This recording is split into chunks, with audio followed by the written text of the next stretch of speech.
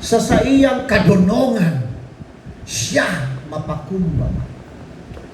Sa iyang pagtubo, tukdo, siya pantas.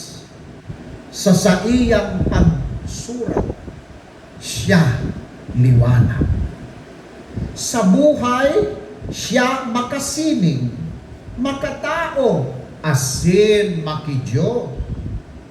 Sa kagadanan, siya inapon, na pumuli na, sa kagtaong ningabos, sa kagtubos na lubos. Pumuli sa harong kan sa iyang kaglalang, sa daing kasagkoran na pailihan. Sa langit, kaibaan dominasyones, potestades asin angeles, sa kagurangnan na sa iyang namumutan asin nawiwilihan. Manoy dito, padagos mi ikang gigirumdumon, pag-uurolayan ang sa imong karahayan, mamabuton sa samuyang pagngayo-ngayo, ang kapahingaloan kan sa imong mabuot na kalag, asin bubuhayon ang sarong pambihirang giromdom na ibinalat mo sa samuya ngunyan. Manoy tito, sa liwat na paghirilingan ta, paano? Masakit na magsabot nin pagkurang. Bahumiyo po. Sa mga gurang digdi, ako gurang na, 64 na ako. Masakit ko nang magsakat para sa sako sa hagyanan, maghilig sa hagyanan, pagbubuhat ko lang pagkaaga, o pagbubuhat ko lang sa pagtukaw. Jesus, Maria, Jose, kaipuhan ko na ang sugkod. Ano po, kaipuhan ko na ang tabang nin iba. Masakit maggurang. Paladan, si Manoy Tito, nakasitinta-iuno sa edad. Wow, pambihira. Sabi ko kay Lord, next year, 65 na ako, paabuton mo tabi ako. Pero kung marisa mo, na pag 65 ko, raot paan payo ko, sag ko, deredemonyohon pa. Dagdagan mo pa nin 5, o bilogon mong 10, taganing. Makaabot ako ng 60, ay 70, o 65 man lang. Masakit na sabuton ang pagurang, masakit na sabuton ang paghilang, lalong-lalo na. Pero orong nang makulog na akoon, sabuton panganit talaga ang pagkagada, lalo na ko ang nagbabaya, ugos na ta, na gayo sa satuna. Ano ang ugos? Baka rin tado kanta ka. Very good man talaga. Masakit na sa buto na ang sarong ugos si Ricky Manoy Tito. So sa tuya, kung saan namumutan ta, asin aram tama na binabalos kita din sa iyong pagkamuot, na namumutan man niya kita. Masakit na sa buton, masakit na akoon, na si Manoy Tito, mayo na ganana. Iyo po, mga tsugang. Pero sa likod kan kawarantang ini, sa likod kan kamundoan tang ini, darakan sa tong pagtubod, na aram tang igwasya. Darakan sa tuyang paglaom, na aram tang igwasya. Asin, darakan sa tuyang pagkamuot, na iyo ang nagkukugos, nagsasaro sa satuya gabos. For a good man named Tito Genova Valiente. Ay, mayok na ning Tito Genova Valiente. Pero importante, ika, kamo, kita gamos, kay bana ako, buhay na.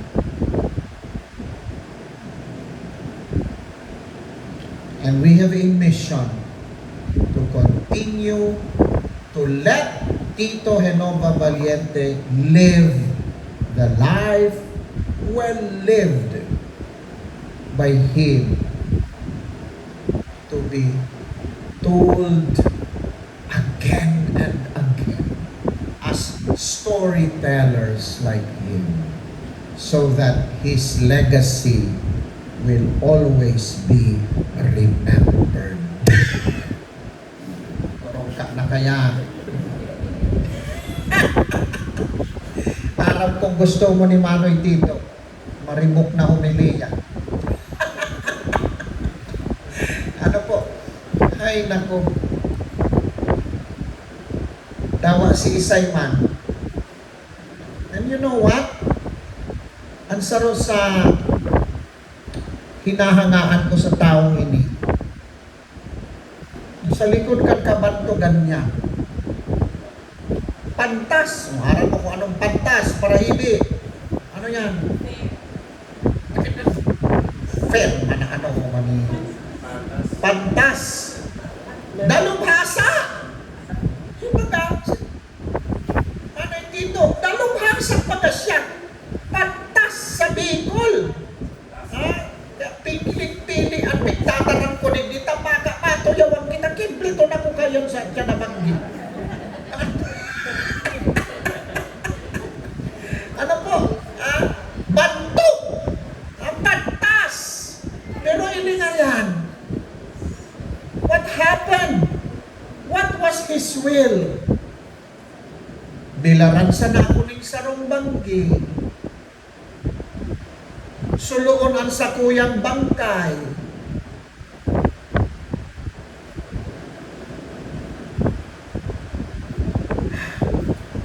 Very humble.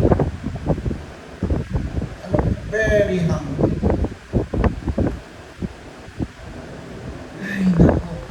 Sana all. Sana all. Kada ako lang naghahapon. Anong ito sa rumbang nila? Anong kapirang oras lang? Anong ito na ipapahalo yun? Tangani magtao kita ng mga tribute. Eh, nagkaipuhan taan tribute. Taong kimanoy dito. Siya ang buhay na tribute that goes beyond the ashes, that goes beyond the, anong apod kaya? Nicho. Tama? Volt. English pala. Ano po? Labot na sana. Ano po? Why? Ano ang sabi sa Bible? Na ano man nakarahayan ta, masunod sa satuya. Even beyond the grave, he has a legacy. He will be remembered by many. Ano po? Impero magang pano-pano ang cellphone ko. Oras na sa ng Tito Genova Valiente. Ano po? Paying tribute to him. Really, my God, really, bantong, pantas. Ano po? And no one can believe that he died. He's already dead. Ay, nako. So, what can we do? As I have said earlier, we can tell the story of Manoy Tito and retell our stories to as many people as possible, so that he will always be in our memories. Kaya, balik-balikan taan buhay niya, isinabuhay habang siya nabubuhay paligdi sa ibabaw ng dagat, kaiba kita. Balik-balikan taan sa iyang agi-agi na sa iyang linakawan, habang siya nabubuhay paligdi di sa ibabaw ng daga. Balik-balikan taan mga karahayan, katanosan, kabanalan, o tawa kabanula na sa iyang mga ginibuman. Ano po? Tanganing ano man na marahay, matano sa simbanal na sa iyang naginibuhan, dawa kadikit. Puroton ta, rimpuson ta, pakinabangan ta, ihiras ta sa kadaklan. Tanganing ang taong ining Tito Genova Valiente na sarang taong marahay, bantog, pantas.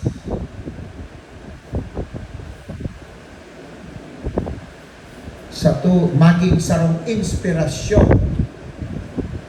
para sa kinahanglan. Ibang achiman niya to sa iyang familya. Ang familya na sa iyang binayaan. Harap ka naman pagkato si Manoy Tito dahil manag-agong. No? He was not alone. He was not even lonely because he had many. And ang family katugig goes beyond the bereaved family in blood. Because we are family by affinity, by respect, by kindness, by our love for a Tito Genova Valiente. And so let us pray for one another. And we include those in word here, in this columbarium, to ask God to grant them forgiveness of their sins. Sisay man ang daing kakundian, sisay man ang daing kaluyahan na nagdadala sa pagkakasala o sa pag-ibo ng sala. O kamo daw diyan apat, pumulit na kamo, kung dahil ba kamo nagkakasala. Lalo na yung nag-aangas-angas dyan. Ano po? Sisay man ang daing. Sisay man ang daing. Pero ang Diyos mapagpatawad. Dahil nagbibilang. Yan ang pirmi kong sinasabi sa nagkukumpisal sa ko. Dahil mo ko magparabilangan. Nakikit akong 5 beses. Nakupit akong 10. Ay, tanay niya akong tatao. Ang Diyos ng mathematics. Tanay mo niya nagbibilang. Kita sa naman yung mga tao. Pirmi na siya nagkasalan na yan sa ko. Pirmi na siya nabagangaya.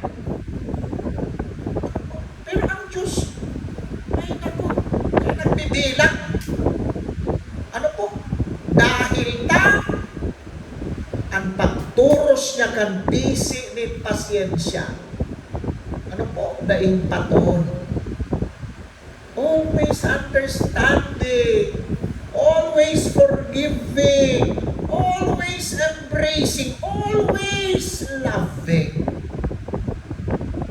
Ano po? Ay, nako. Hagadon naman sa Diyos na itao na sa iya at maninigong kapahingaluan niya. For He deserves His rest. He deserves His rest. He has done so much for humanity. Yan ang tandaan ta. Ano po? Directly or indirectly. He has done so much.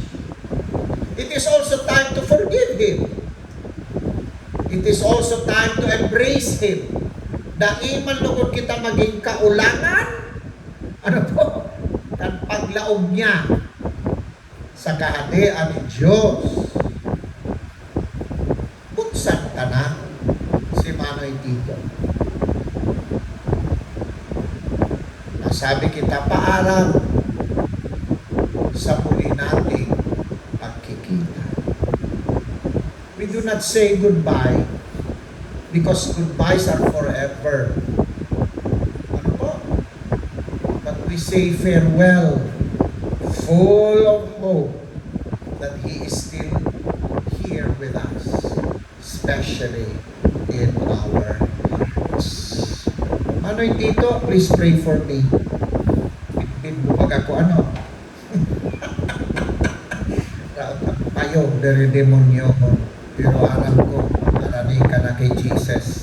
Hirihing-hingi man, asin kun ako man, yao na sa makunganing pintuan. Ari ko baga sa makunganing karong bintana sa PVC na lang kayo.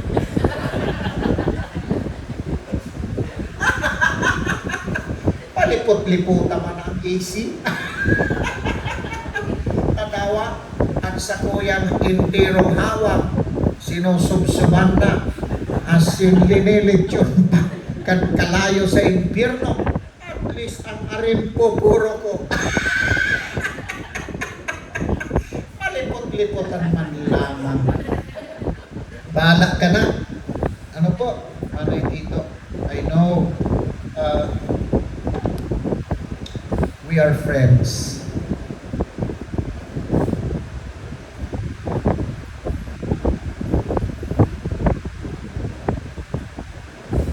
Tirindog na kamutaan sinak